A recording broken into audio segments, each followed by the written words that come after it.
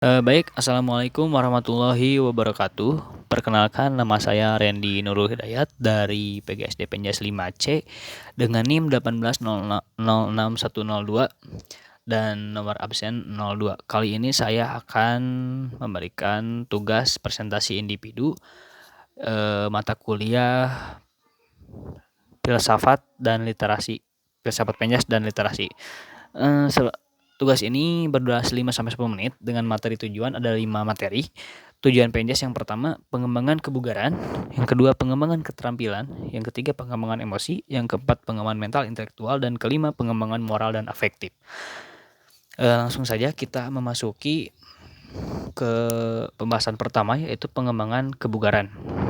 Menurut Lutan, arti kebugaran di sini bukan hanya kebugaran jasmani yang mengandung aspek kesehatan, namun juga kebugaran jasmani juga memiliki performa atau tampilan diri. Lutan 2001, perkembangan Penjas dibagi menjadi dua bagian. Yang pertama, kebugaran sangat berkaitan dengan aspek kesehatan, physical fitness, kekuatan otot, daya tahan aerobik, dan fleksibilitas.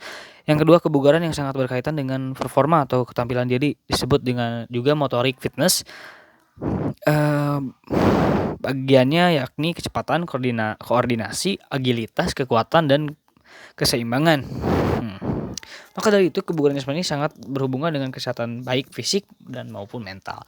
Jadi bisa disimpulkan bahwa perkembangan kebugaran di sini tidak hanya tentang melulu tentang kebugaran fisik yang bisa dilihat oleh mata telanjang. Nah, artinya di sini bahwa kebugaran fisik ini juga berdampak kepada kesehatan mental karena ada peribahasa yang mengatakan di dalam tubuh yang kuat ada jiwa yang sehat. Nah, berarti olahraga itu bukan hanya untuk perkembangan atau sebuah perkembangan untuk hanya bersifat fisikal, tapi juga termasuk ke dalam perkembangan mental, karena ketika kita berolahraga, fisik dan mental itu berkolaborasi untuk meningkatkan setiap aspek dari fisik dan juga mental tersebut. Nah, ada beberapa cara untuk latihan seperti ini. Yang pertama ada atau bentuk-bentuk kebugaran jasmani yang berkaitan dengan perkembangan kebugaran. Yang pertama adalah latihan kelenturan. Yang kedua, latihan keseimbangan. Yang keempat, latihan kecepatan. Yang kelima, latihan daya tahan tubuh. Yang keenam, latihan otot. Kemudian ada latihan kekuatan, koordinasi, latihan ketepatan, dan reaksi. Hal ini sangat berkaitan dengan perkembangan kebugaran yang nantinya bakalan menunjang kita di usia tua agar tubuh kita senantiasa sehat dan selalu optimis gitu. Next, ke perkembangan keterampilan. Perkembangan keterampilan gerak setiap usia berbeda-beda, diikuti oleh berbagai aspek gerak yang terjadi. Keterampilan akan berkembang dalam aspek pendidikan jasmani dengan banyak melakukan kombinasi gerak dasar. Nah, jadi gerak dasar di sini sangat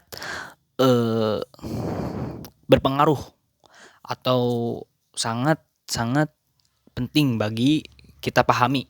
Agar apa? Agar kita tidak salah dalam melakukan olahraga, atau ketika kita berolahraga itu tidak terjadi kesalahan yang akan membuat fatal. Yang pertama kita bisa cedera, yang entah itu cedera misalnya kesleo atau apa. Nah, hal ini bisa menyebabkan mental kita juga terganggu. Karena apa?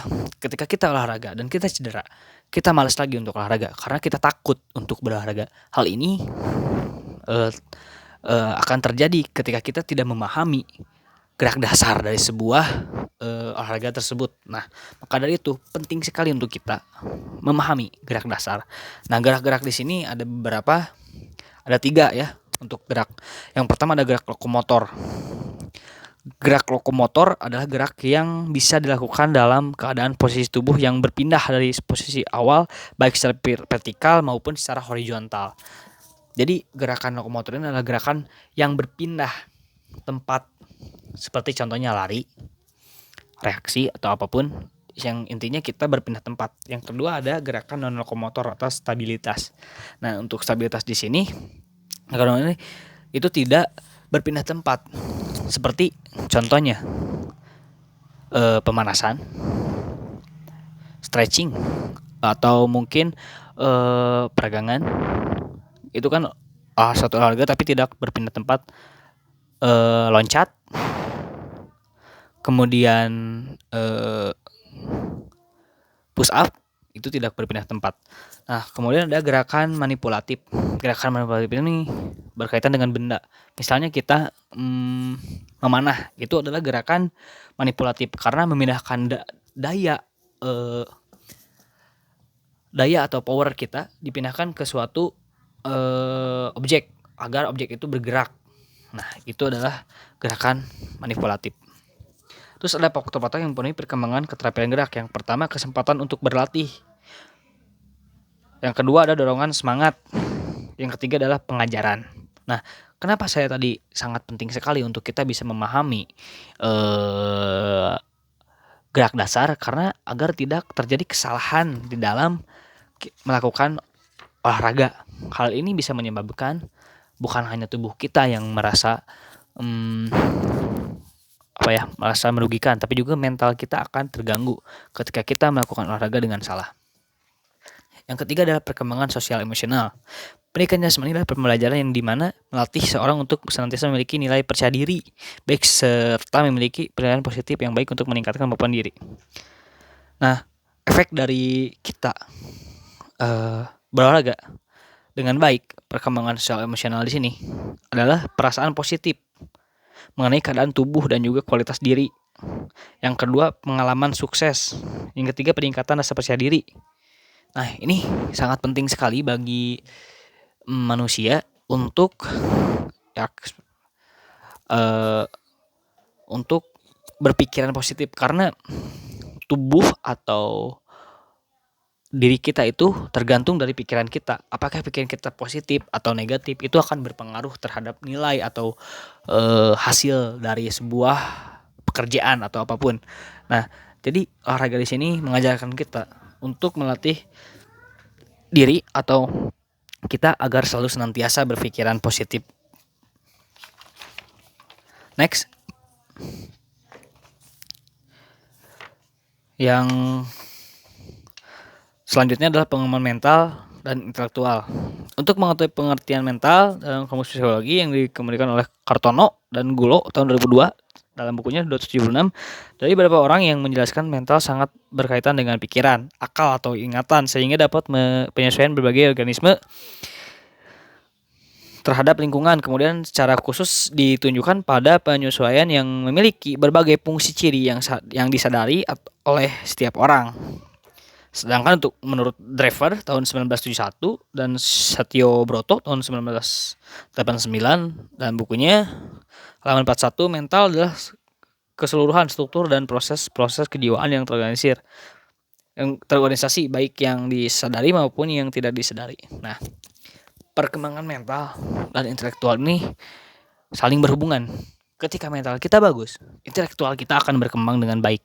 Nah, makanya dari itu olahraga, tadi saya sudah jelaskan di awal bahwa olahraga ini sangat berkaitan sekali antara fisik dan mental.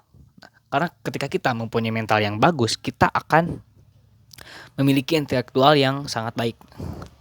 Ada sebuah penelitian mengatakan bahwa ketika kita berolahraga, otak kita akan menjadi lebih fresh dan berpikir pun akan lebih jalan. Nah, ini sangat relevan dengan apa yang terjadi atau yang ada di materi pengembangan mental dan intelektual ini. Yang selanjutnya adalah pengembangan moral dan afektif.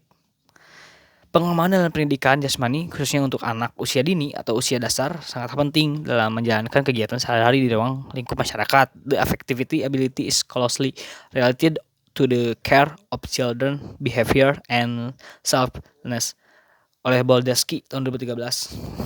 Hubungan dan kaitannya dengan pendidikan jasmani adalah sangat besar, bahwa kegiatan dalam pembelajaran ini harus bertujuan untuk meningkatkan kualitas sikap anak dengan permainan yang mengedukasi anak serta memberikan banyak pelajaran untuk anak.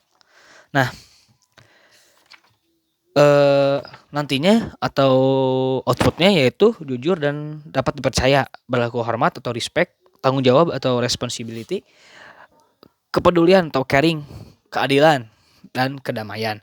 Nah, olahraga juga bisa menjadi media untuk anak belajar bahwa belajar belajar untuk tahu itu jujur atau dapat dipercaya nih.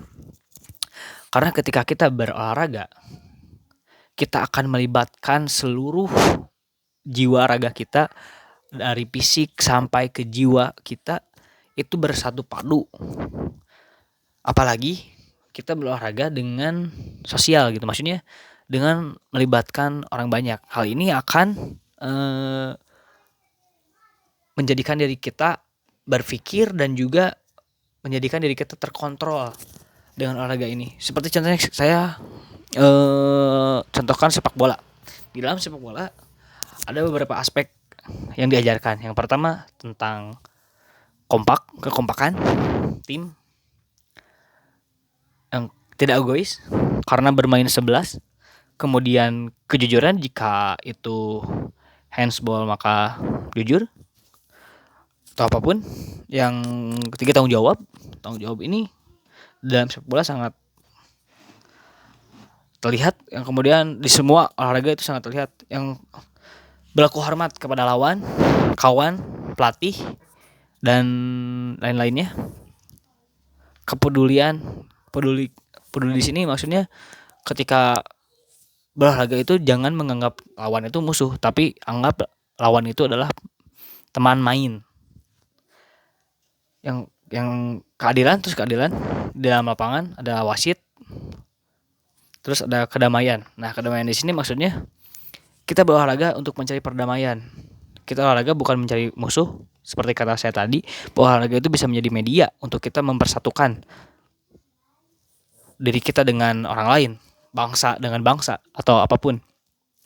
Di dalam olahraga bisa disatukan. Mungkin itu penjelasan atau video dari saya. Terima kasih atas perhatiannya. Wabillahi taufiq wal hidayah. Wassalamualaikum warahmatullahi wabarakatuh.